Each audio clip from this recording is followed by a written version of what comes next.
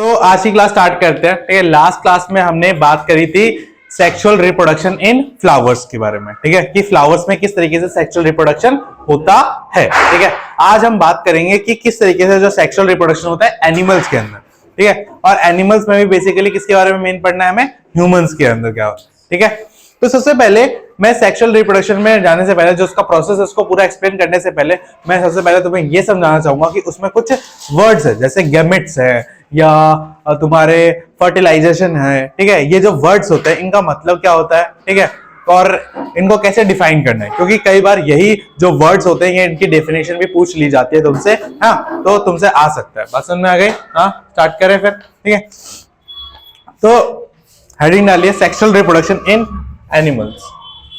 Sexual reproduction in animals हो गया? हाँ हाँ, हो गया था। जंतु में लैंगिक जनन, जंतु में लैंगिक प्रजनन लिखो। ठीक है, बात समझ में आ गई? तो सबसे पहले मेल और फीमेल तो तुम्हें पता ही है। मेल कौन होता है? एक मैन होता है। फीमेल कौन होता है? एक वुमेन होती है। ठीक है, ओके।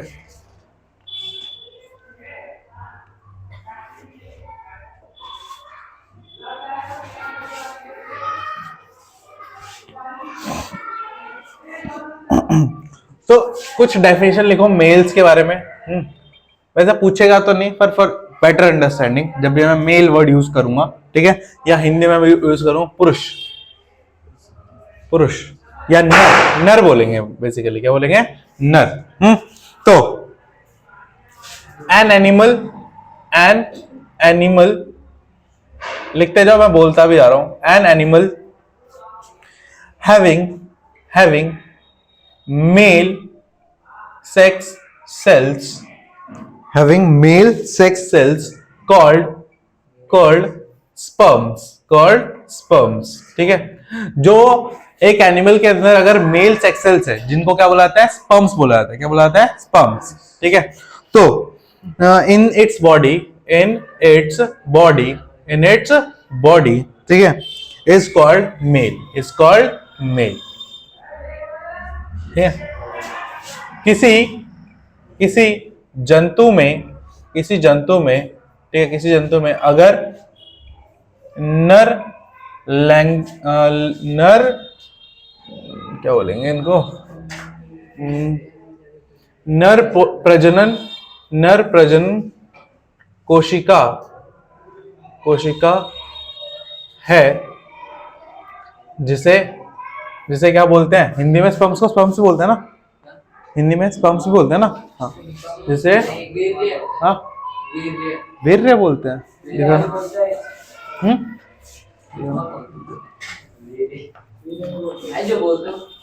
नहीं, अब चेक करना तो बस। हाँ हाँ,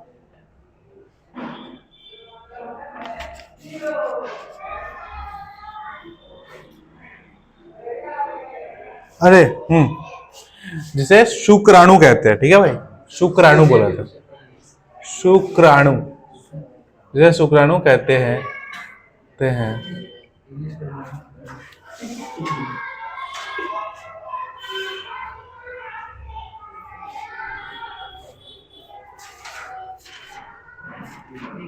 तो उसे नर कहा जाएगा। ठीक है, तो उसे क्या कहा जाएगा? नर कहा जाएगा। तो अब नेक्स्ट है, देखिए फीमेल का भी यही है। फीमेल यानी कि मादा। ठीक है, हिंदी में मादा ही बोला जाएगा। ठीक है, तो an animal having female sex cells called eggs। ठीक है, called eggs in its body is called female। ठीक है, तो अगर किसी फीमेल की, अगर किसी एनिमल की बॉडी में क्या हो, एग्स हो, क्या हो, एग्स, यानी कि अंडाणु, क्या बोलते हैं इनको, अंडाणु, ठीक है। तो किसी जंतु किसी जंतु किसी जंतु में अगर मादा जनन कोशिका है, जिसे अंड कहते हैं, ठीक है। अंड ही लिखा है तुम्हारी बुक में, ठीक है, ठीक है। तो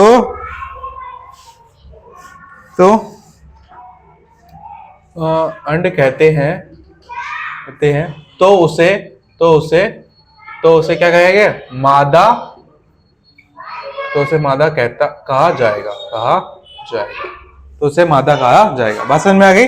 अगर कोई एनिमल है उसके अंदर स्पर्म्स है तो उसको क्या बोला जाएगा, मेल। अगर कोई एनिमल जिसके अंदर एग्स है तो क्या बोला जाएगा उसको, फीमेल। बात क्लियर है यहां तक। अब नेक्स्ट गैमेट्स। क्या, गैमेट्स, ठीक है। गैमेट्स में भी इसी की बात करेंगे। हाँ दोनों तो पॉसिबल नहीं है भाई एनिमल्स के अंदर। हाँ क्या, लीच, मतलब हाँ वो कुछ एनिमल्स है जिनके अंदर हो सकते हैं, उनको बाइसेक्सुअल, उसके बाइसेक्सुअल हो जाएंगे, बाइसेक्सुअल जिनमें दोनों चीजें हों, ठीक है। बाइसेक्सुअल, ये सब यूनिसेक्सुअल है। नहीं वैसे कोई एग्जांपल इसमें तो नहीं रखे, इसमें सिर्फ दो ही के बारे में होता है। हाँ क्योंकि सिर्फ मेल और फीमेल के बारे में पढ़ना है अभी तुम्हें, ठीक है। अगर ज्यादा वो हो, क्यूरियोसिटी हो, तो तुम यू कैन सर्च, नेट पे सर्च कर सकते हो, मिल जाएगा तुम्हें। तो देखो गैमेट्स, क्या, गैमेट्स को हिंदी में क्या बोला जाता है, लिखवाया था ना तुम्हें एक बार गैमेट्स के बारे में, क्या कहा जाता है गैमेट्स को,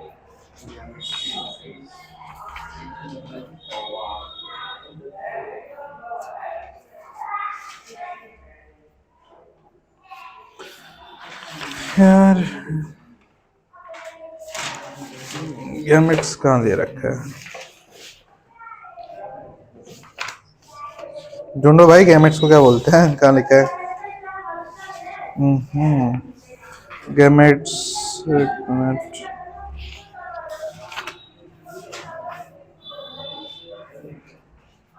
दे रखा है क्या, मैंने बताया नहीं था मुझे। युग्मक, हाँ युग्मक, बता तो रखा है युग्मक के बारे में। युग्मक, ठीक है, युग्मक। तो लिखिए युग्मक किसे कहते हैं। द सेल्स involved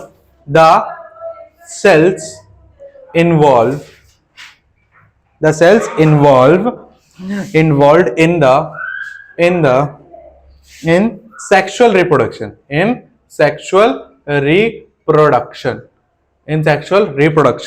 ठीक है, are called gametes,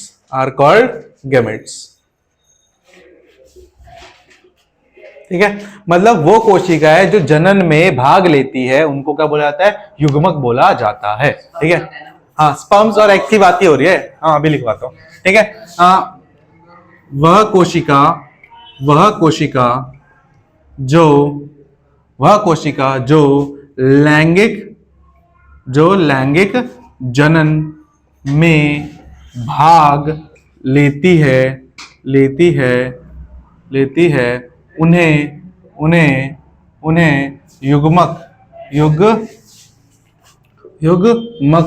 कहते हैं। जैसे कि एग्जाम्पल के लिए मेल के अंदर क्या होंगे, स्पर्म्स, नर के अंदर क्या होंगे, शुक्राणु, ठीक है, शुक्राणु, ठीक है। और फीमेल के अंदर क्या होंगे, मादा के अंदर एग्स, क्या हो जाएंगे, एग्स या अंड, ठीक है। बस समझ में आ गया यहां तक, हाँ क्लियर है पूरा, कोई डाउट इसमें। हाँ मतलब वो सेल्स स्पेसिफिकली मेड होते हैं किसमें पार्टिसिपेट करने के लिए, सेक्सुअल रिप्रोडक्शन में, लैंगिक जनन में भाग लेने के लिए उनका जन्म होता है, ठीक है। एक्स बोलते हैं, एक्स ही बोलते हैं, या ओवा भी बोलते हैं, क्या बोलते हैं, ओवा, OVA, ओवा, या ओवरीज भी बोलते हैं, ठीक है, ओवरीज, ओवा, एग्स, ठीक है, बात समझ में आ गई। हाँ, मेल गैमेट्स, फीमेल गैमेट्स, अलग अलग नाम से है, ठीक है, बात समझ में आ गया यहाँ तक। नेक्स्ट डेफिनेशन है, नेक्स्ट डेफिनेशन लिखिए।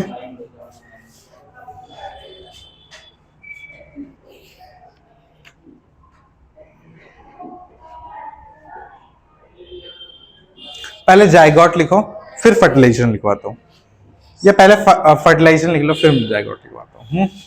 लिखिए पहले फर्टिलाइजेशन, क्या फर्टिलाइजेशन, फर्टिलाइजेशन हिंदी बोलते हैं निषेचन, निषेचन, ठीक है, लिखो, लिखिए the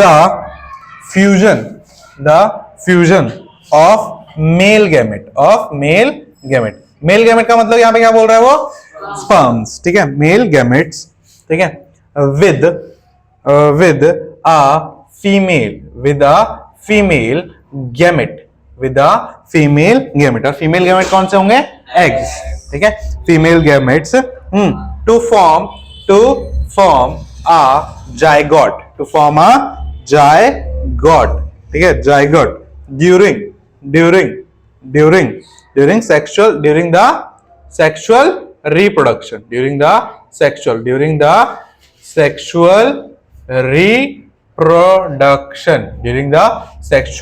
reproduction is called fertilization,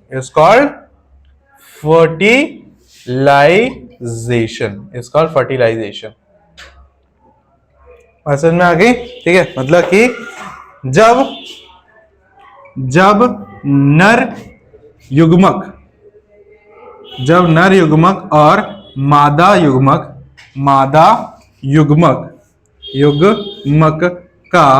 का संयोजन हो, और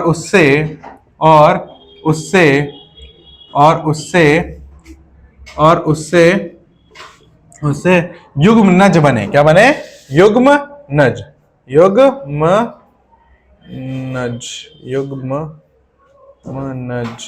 ठीक है, क्या बने, युग्मनज बने,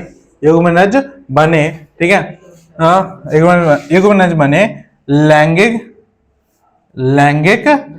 जनन के समय, ठीक है, लैंगिक जनन के समय इसे निषेचन कहते हैं।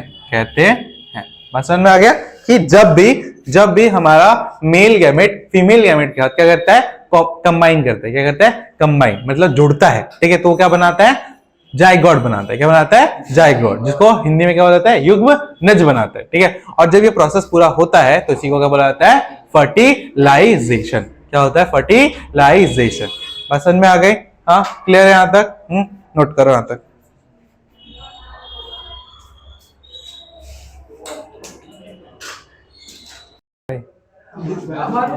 द मार्वल है ना, हाँ, द मार्वल्स, हाँ, मिटाई दी अब तो मैंने।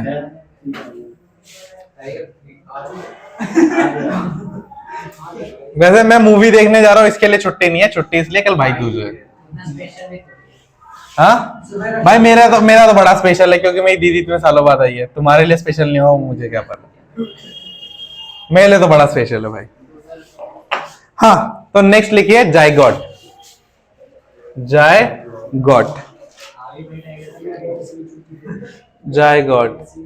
जैसे क्या बोलेंगे, युग्मनज, ठीक है, क्या बोलेंगे, युग्मनज, ठीक है, तो लिखिए फ्यूजन ऑफ गैमेट्स, ठीक है, फ्यूजन ऑफ गैमेट्स, या ऐसा लिखो, the cell which is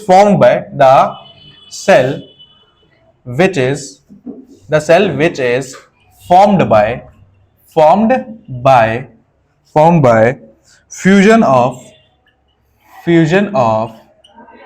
male gamete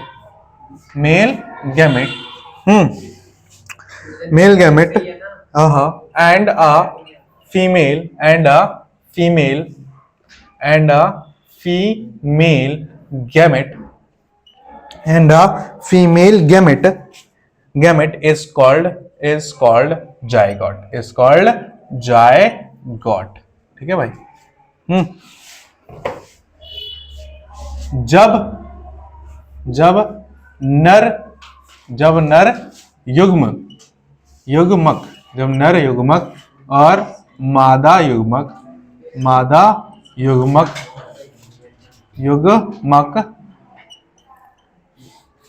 संयोजित होके एक नए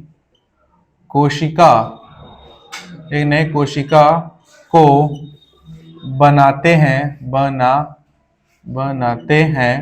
तो उसे युग्मनज कहते हैं, आई बात समझ में? हाँ। तो थोड़ा डायग्राम बना के दिखाता हूँ। जैसे कि हमारे पास ये क्या है, स्पर्म है। ठीक है, इस तरीके का होता है कुछ स्पर्म। ठीक है, ये इसका हेड होता है, ये इसकी टेल होती है। जब ये इस तरीके के एग से जाके क्या करता है, कंबाइन करता है। तो ये कुछ इस तरीके का यहाँ पे थोड़ा बड़ा सा ये क्या बन जाता है, युग्मनज, मतलब जायगॉट बन जाता है। क्या बन जाता है, जायगॉट। ठीक है, जायगॉट या युग्मनज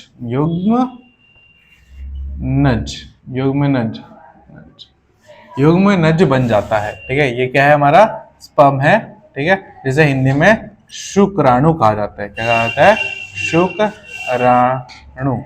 ठीक है, और ये क्या है, ये एग है। ठीक है, जिसे अंडाणु लिख लो। ठीक है, अंडाणु कहा जाता है। ठीक है, तो जब स्पर्म्स और एग्स मिलते हैं तो क्या बनाते हैं, जायगॉट बनाते हैं। क्लियर इतना? तो लिख लो। और इस पूरे प्रोसेस को क्या बोला जाएगा, फर्टिलाइजेशन। इस पूरे प्रोसेस को क्या बोला जाएगा, फर्टिलाइजेशन। ठीक है, या हिंदी में निषेचन कहा जाएगा। क्लियर? कोई डाउट इन चारों शब्दों में? हाँ, क्या बनता है, कैसे स्पर्म कैसे बनता है? स्पर्म बॉडी का हिस्सा है, बॉडी में बनाते हैं ना।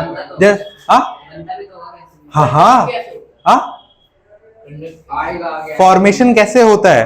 फॉर्मेशन यार, जैसे बॉडी में हमारे सेल्स डिवाइड होते हैं ना, वैसे ये भी डिवाइड होता है। बचपन से हमारे अंदर होता है स्पर्म। ये क्या होता है, बचपन से होता है भाई, ऐसे थोड़ी ना कि आ जाता है। बचपन से होता है, बस वो एक्टिव नहीं होता। ठीक है, बचपन से स्पर्म्स हमारी, जैसे हम पैदा होते हैं ना, उसी के साथ ये स्पर्म्स हमारी बॉडी में हो जाते हैं। ठीक है, लड़कियों के बॉडी में एग्स आ जाते हैं, बट ड्यू टाइम क्या होता है, ये एक्टिव नहीं होते। ठीक है, जैसे लड़कियों में प्यूबर्टी आती है। ठीक है, तो कब 13 साल के बाद आती है। लड़कों में भी यही 10-12, लड़कों में थोड़ा लेट आती है, 14-15 साल तक, है ना। तो जब ये प्यूबर्टी हिट करती है, ठीक है, तो क्या होता है कि जो ये हमारे एग्स होते हैं या जो स्पर्म्स होते हैं, ये क्या होता है, एक्टिवेट हो जाते हैं। क्या होता है, एक्टिवेट हो जाते हैं। और जब ये एक्टिवेट हो जाते हैं तो ये रेडी टू क्या होते हैं, फर्टिलाइज। ठीक है, फर्टिलाइज करने के लिए क्या हो जाते हैं, रेडी हो जाते हैं। ठीक है, निषेचन करने के लिए क्या होता है, रेडी हो जाते हैं। ठीक है, और अगर तब कोई सेक्सुअल रिप्रोडक्शन होता है या सेक्सुअल एक्टिविटी होती है तो वहां से प्रेगनेंसी हो सकती है। तो 12 साल 13 साल से पहले हमारे जो ये हमारे बॉडी में हमेशा से होते हैं। ठीक है, ऐसा नहीं कि हम 12-13 साल के होते हैं, जब प्यूबर्टी हिट करती है उसके बाद आता है, ऐसा नहीं होता। ठीक है, ये ऑलरेडी होता है। हर चीज हमारी बॉडी में ऐसा ही है। ठीक है, वो बस मल्टीप्लाई करती है। क्या करती है, मल्टीप्लाई करती है। ठीक है, तो इसी तरीके से जो स्पर्म्स होते हैं, एग्स होते हैं, वो भी नए नए बनते रहते हैं। हाँ, ठीक है, एक एज तक ठीक है, एक एज तक बनते रहते हैं। ठीक है, बात समझ में आ गई? हाँ, 12-13 साल तक में अगर होता है रिप्रोडक्शन तो फिर बिल्कुल हो जाएगी। अगर बॉय और गर्ल जो है वो सेक्सुअली एक्टिवेटेड हो गए, मतलब उनको प्यूबर्टी आ चुकी है, तो अगर वो सेक्सुअल एक्टिविटी कोई भी करेंगे तो हो सकते हैं। हाँ, 14 साल, अरे अलग अलग है ना भाई, अलग अलग साल है। अब देखो एक और चीज है, जो इन्वायरमेंट है ना, हाँ, जो इन्वायरमेंट है उसका भी बड़ा फर्क पड़ता है। हॉट एंड ड्राई क्लाइमेट में जो प्यूबर्टी है वो जल्दी आ जाती है। इंडिया जैसे इलाकों में जो प्यूबर्टी होती है गर्ल्स को, वो अराउंड 13 या 12-13 में आ जाती है। ठीक है, बट जो कोल्ड क्लाइमेट होते हैं वहां पे थोड़ा लेट आते हैं। तो इन्वायरमेंट का भी फर्क पड़ता है। हाँ, मतलब मेल में प्यूबर्टी नहीं है, हाँ, फीमेल में आ चुकी है, और उनके बीच में कोई सेक्सुअल एक्टिविटी नहीं होगी। अरे दोनों में एक्टिवेट होना चाहिए। हाँ हाँ, दोनों में एक्टिवेट होने चाहिए, दोनों में एक्टिवेट होने चाहिए, ठीक है। बात समझ में आ गई? हाँ, कि भाई मेन पॉइंट ये है कि प्रेगनेंसी तभी होगी जब, ओए सुन ले, क्लास खत्म करवानी है, अभी खत्म कर देता हूं मैं। हाँ, तो जब तक दोनों के जो गैमेट्स है वो एक्टिवेट नहीं होंगे तब तक कोई भी प्रेगनेंसी का चांस नहीं है, ठीक है। बात समझ में आ गई? हाँ, यहाँ तक कंप्लीट? ठीक है, आगे बढ़ते हैं। अच्छा चलो, एम्ब्रियो बच गया ना, एम्ब्रियो भी करवा देते हैं, एम्ब्रियो और फिटस। लास्ट का होता है, हाँ, लास्ट का होता है। लास्ट यार गर्ल्स में होता है 45 तक, ठीक है, 45 तक, और मेल्स में वही अराउंड 50 तक हो जाता है, बॉयज में भी, ठीक है। मतलब देखो, बनते तो उसके बाद भी है, ठीक है, बट इनफर्टाइल होते हैं, फर्टाइल नहीं रहते वो, ठीक है। मतलब एक जो लेडी है वो 40 ईयर तक ही किसी बेबी को बॉर्न कर सकती है, उसके बाद नहीं कर सकती है। उनके अंदर फिर क्या आता है, मेनोपॉज आ जाता है। क्या आता है? मेनोपॉज। ये कंडीशन होती है जिसमें जो पीरियड्स वगैरह होते हैं वो स्टॉप हो जाते हैं उनके, ठीक है। ये कंडीशन अभी आगे पढ़ेंगे, जो प्यूबर्टी के बारे में पढ़ेंगे ना, ठीक है, उसमें पढ़ेंगे हम पूरा। इतना क्लियर है? कोई डाउट? हाँ, ठीक है। अगर तुम ध्यान से सुनोगे ना चैप्टर में, सुनने को और सीखने को बहुत चीजें मिलेंगी जो तुम्हें आज से पहले पता ना हो, ठीक है, या तुम मजाक बढ़ाते तो बट पता ना हो, ऐसी चीजें क्या, ठीक है। तो ये कंप्लीट मिटा दो, ठीक है। अब आगे लिखिए।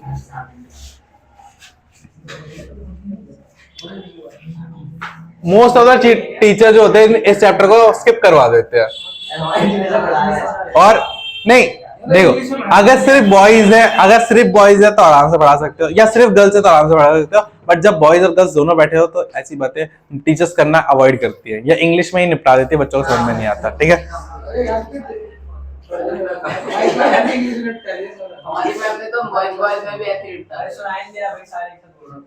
हाँ बस ठीक है, हाँ हो गया बस। हाँ, तो एक वर्ड, हाँ मैं तो पूरा ही कर रहा हूँ भाई, कोई भी चीज छोड़ी है। एम्ब्रियो लिखिए, एम्ब्रियो। जो बच गया वो बता दियो भाई मेरे को। टिश्यू कल्चर से पहले तो, एक टिश्यू कल्चर से पहले कुछ भी नहीं है भाई। देखो जरा, मैं टिश्यू कल्चर ये रहा, इसे पे क्या वेजिटेटिव प्रोपगेशन, क्या बेनिफिट्स, ये आर्टिफिशियल प्रोपगेशन ऑफ प्लांट वाला जो क्राफ्टिंग होती है, ये नहीं आएगा, हट गया तुम्हारे बुक से। क्या होता है इसमें, क्या होता है, दो प्लांट्स को लेके, एक आधा प्लांट काटा रोज का, एक आधा प्लांट काटा किसी और फ्लावर का, दोनों को जोड़ दिया, उससे फिर वो दोनों प्लांट ग्रो होने लगेंगे, फिर उस जो फ्लावर आएगा ना उसमें अलग प्रॉपर्टी आ रहेंगी। ऐसे होते हैं, ग्राफ्टिंग बोलते हैं इनको, ठीक है। हाँ, ठीक है, उसको भी करने का बहुत अलग अलग तरीके होते हैं। तो एम्ब्रियो क्या होता है हिंदी में, देखो क्या बोलते हैं एम्ब्रियो को, तब तक मैं इंग्लिश में लिखवाता हूँ। लिखिए,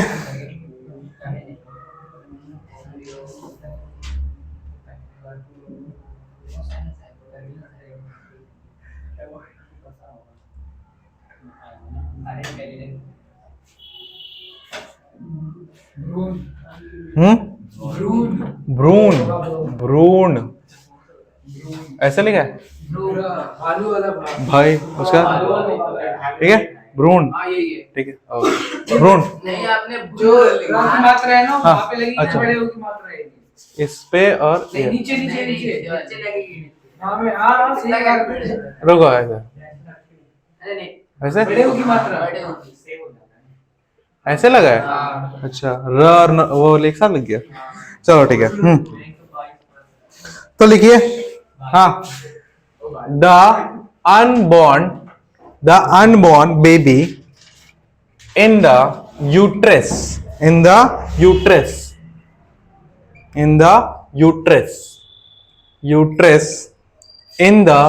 अर्ली stages, ठीक है, of development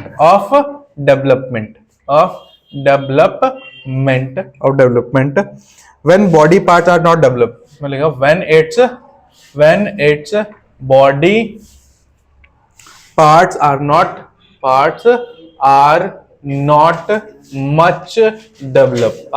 much developed, called embryo. ठीक है।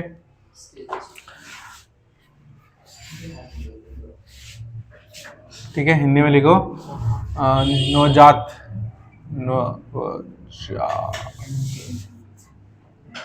बच्चा जो गर्भाशय में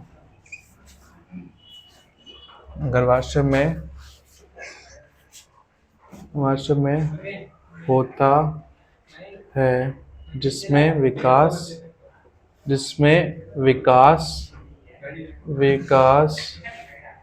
हो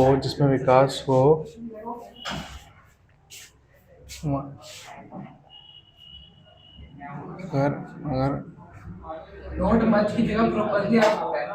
हाँ नोट मच की जगह प्रॉपर्ली। हाँ लिख लो, मगर उसके शरीर के हिस्से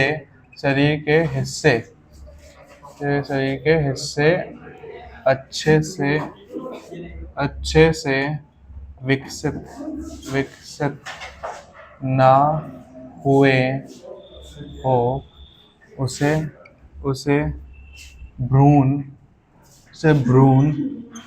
कहते हैं। बात समझ में आ गई? हाँ।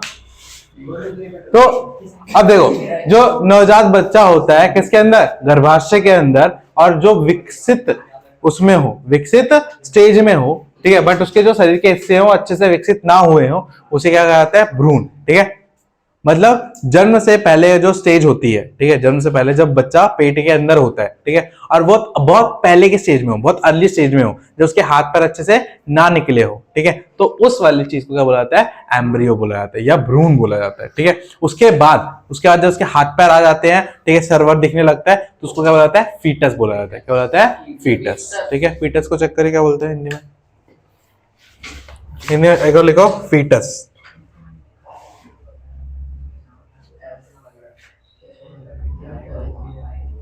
फीटस।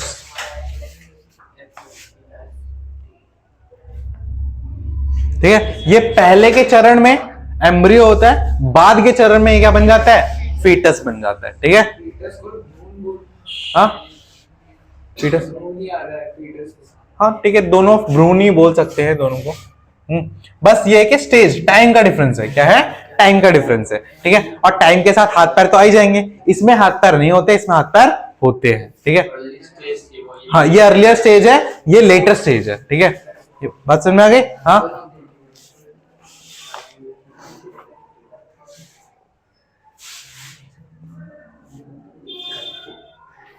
देखो फीटस में देखो एकदम एग्जैक्टली पता चल जाता है बच्चा बन रहा है। देखो, दिख रहा है?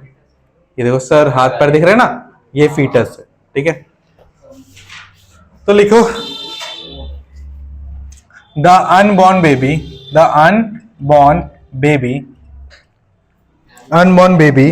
इन the uterus in the later stage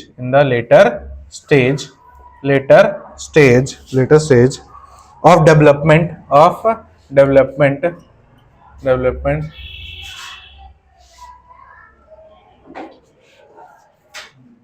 यहाँ पे इसमें इस जगह को थोड़ा काट लो, इसको लिखो जो विकास के पहले चरण में हो। ठीक है, ये लिख देना। ठीक है, फिर उसके बाद यहाँ पे, फिर इसके बाद ये ब्रैकेट में लिखना। ठीक है, डेवलपमेंट व्हेन ऑल इट्स, फिर ब्रैकेट में लिखो when all its body parts are well developed and can be identified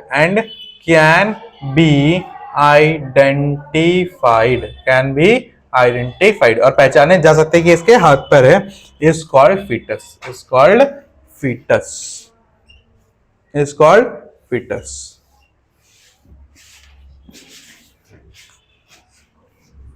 नवजात बच्चा जो गर्भाशय में होता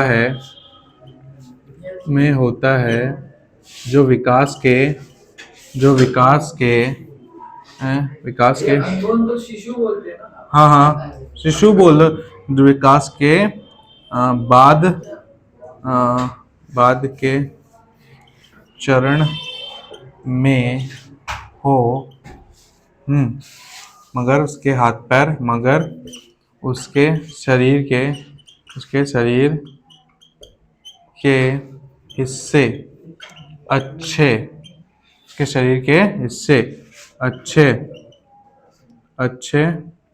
से विकसित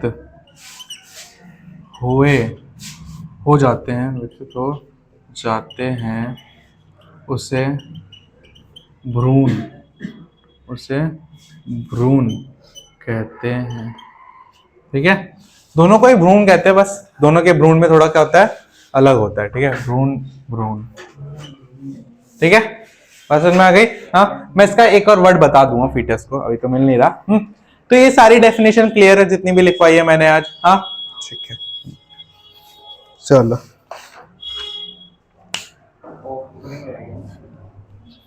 अब मुझे तुम्हें बताना है फर्टिलाइजेशन। हाँ क्या, जाइगोट क्या होता है, जब हमारा जो मेल गैमेट होता है फीमेल गैमेट के साथ कंबाइन करता है और उसकी वजह से जब नए सेल की क्या होती है, क्रिएशन होती है। ठीक है, एक नया सेल बनता है, उस सेल को क्या बोला जाता है, जाइगोट बोला जाता है। बात समझ में आ गई? यहाँ तक क्लियर है? हाँ, नोट डाउन हो गया, आगे चले। ठीक है, अब मैं तुम्हें ये एवरियम को डेवलप होता है 3 वीक्स या 4 वीक्स होता है, ऐसा कुछ। फीटस 8 और 9 वीक्स होता है, ऐसा कुछ। मतलब टोटल 9 मंथ लगते हैं। 9th मंथ में 36 वीक्स होते हैं। 36 वीक्स में से 4-5 वीक्स में एम्ब्रियो डेवलप हो जाता है और 10-11 वीक्स में फीटस डेवलप हो जाता है। ठीक है, बात समझ में आ गई? एग्जैक्ट टाइम है बुक में लिखा होगा। ठीक है, आई थिंक यहाँ तो ध्यान नहीं रखा, थोड़ा देख लेना, आगे सर्च कर लेना, पता चल जाएगा।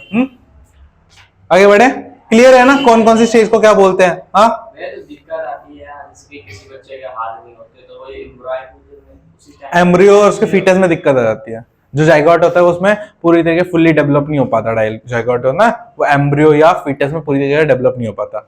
और जो ट्विन होता है ना, ट्विन बनता है ना, ट्विन में क्या होता है, जो जाइगोट बनता है उसमें 2 स्पर्म एक साथ आके उसको फर्टिलाइज करते हैं। ठीक है, जिसकी वजह, हाँ, एक ही एग को, और फिर वो एग 2 हिस्सों में क्या करता है, स्प्लिट आउट हो जाता है। ठीक है, एक ही एग को करता है। ठीक है, एक एग को 2 स्पर्म करते हैं, तब ट्विन्स बनते हैं। हाँ, ट्रांसजेंडर यार, ट्रांसजेंडर में भी जो फीटस होता है उसमें ही जो डेवलपमेंट स्टेज होती है ना, उसमें डेवलप नहीं हो पाता, या दोनों डेवलप हो जाते हैं। ठीक है, कैरेक्टरिस्टिक्स देखो, ट्रांसजेंडर का मतलब क्या होता है कि बॉय वो होगा तो बॉय, बट उसके अंदर जो फीलिंग्स होंगी वो गर्ल्स वाली होंगी, दैट मीन्स अ ट्रांसजेंडर। ठीक है, या जो गर्ल होगी उसके अंदर जो फीलिंग होगी वो बॉय वाली होगी, इसको ट्रांसजेंडर बोलते हैं। ठीक है, बात समझ में आ गई? हाँ, क्लियर? मिटाओ उसको, दोनों क्लियर है? हाँ, शाहीन जी क्लियर है? हाँ, चैप्टर हार्ड तो नहीं लग रहा? ये बहुत इंटरेस्टिंग है, ओपन माइंड के साथ समझना पड़ता है। हाँ, मिटा रहा हूं।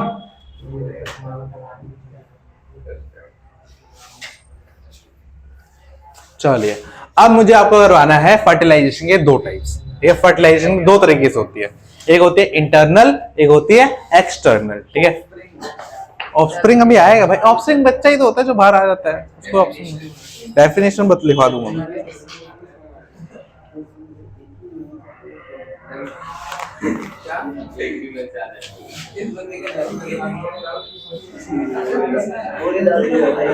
हाँ हाँ, बस लिखिए, फर्टिलाइजेशन, निषेचन।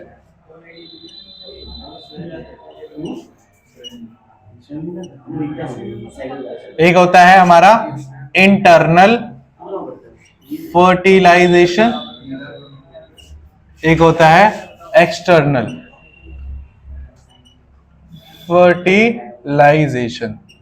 इसको हिंदी में बोलते हैं, क्या बोलते हैं इसको, अंदरूनी, वही अंदरूनी बोलते हैं, क्या बोलते हैं, इंटरनल जो अंदर होता है, अंदरूनी होता है। अंदरूनी तो बोला है इंटरनल, नहीं एक और वर्ड बताया था ना इसने एक दिन, याद नहीं आ रहा।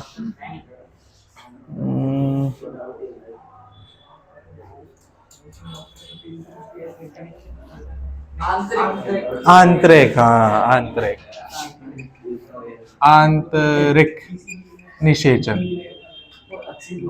आंतरिक निषेचन। और ये ब्राय, बाय या बाय लिख दो, ऐसे लिखते ना बाय, देख लेना कैसे लिखते, कुछ भी लिख दो क्या। हाँ।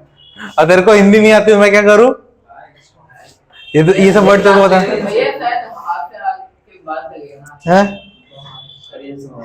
ऐसा होता है क्या।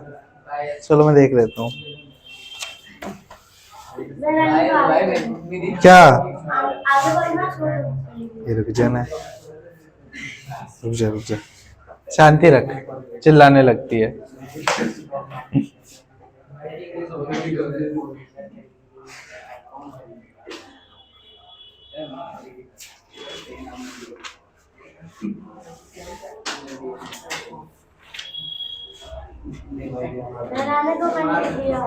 अरे मेरे को यहाँ तो लिखना है, तूने क्या लिखा दिखा, तो स्पेलिंग सही है पक्का। क्या लिखा तो मेरे को सुना रही थी, ये होगा बाहर। ठीक है, अब चले बात करें क्या होता है इंटरनल एक्सटर्नल।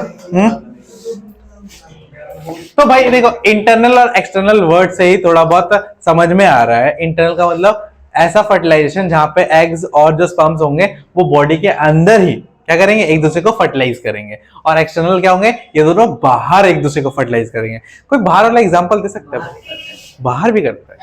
हाँ, मेंढक देखा है, मेंढक टॉडपोल्स कहाँ बनते हो, पानी में बनते हैं।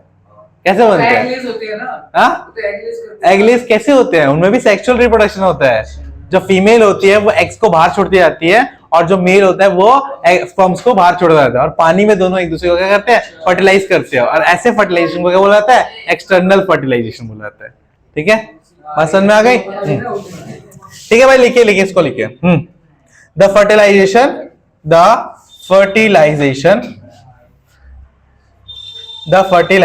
which takes place, which occurs, ऐसा लिखो, which occurs, ठीक है, which occurs inside the female body, inside the female body is called internal fertilization, ठीक है। जब निषेचन मादा के शरीर के अंदर हो तब उसे आंतरिक निषेचन कहा जाता है। आंतरिक निषेचन कहा जाता है। ठीक है, और इसमें क्या होता है, the fertilisation which occurs outside the female body, outside the female body is called external fertilization। और जब निषेचन मादा के शरीर के बाहर होता है तो उसे क्या कहा जाता है, बाह्य निषेचन कहा जाता है। जब निषेचन मादा के शरीर के बाहर हो तब उसे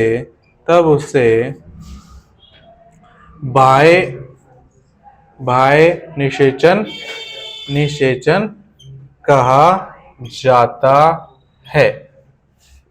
बात समझ में आ गई। हाँ, इंटरनल एक्सटर्नल समझ में आ गया। कोई डाउट इसमें? कोई doubt? Example humans, example frog, लिख ले दो। एग्जाम्पल ह्यूमंस, ठीक है, मनुष्य, मनुष्य, इसमें एग्जाम्पल फ्रॉग, मेंढक, मेंढक, क्या मेंढक। आई बात समझ में, क्लियर है यहां तक? कोई डाउट इसमें? ठीक है, ओके।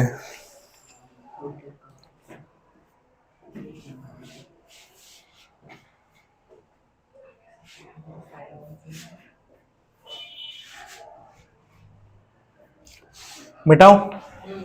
क्लियर? ठीक। एक्सटर्नल फर्टिलाइजेशन में क्या होता है कि जो स्पर्म्स होते हैं और जो एग्स होते हैं वो बॉडी, जो फीमेल बॉडी होती है ना, उसके बाहर एक दूसरे से क्या करते हैं, मिलते हैं और एक दूसरे को क्या करते हैं, फर्टिलाइज करते हैं। फ्रॉग में क्या होता है, जो मेंढक होता है, मेल मेंढक होता है, जो फीमेल मेंढक होता है, तो फीमेल क्या करती है, वो जो अपने एग्स होते हैं उनको पानी में छोड़ देती है और जो मेल होता है वो भी अपने जो स्पर्म्स होता है उनको बाहर छोड़ देता है और फिर दोनों एक जगह पे मिल जाते हैं। ठीक है, मतलब एक साथ ही होते हैं जब वो अपने एग्स को बाहर छोड़ते हैं।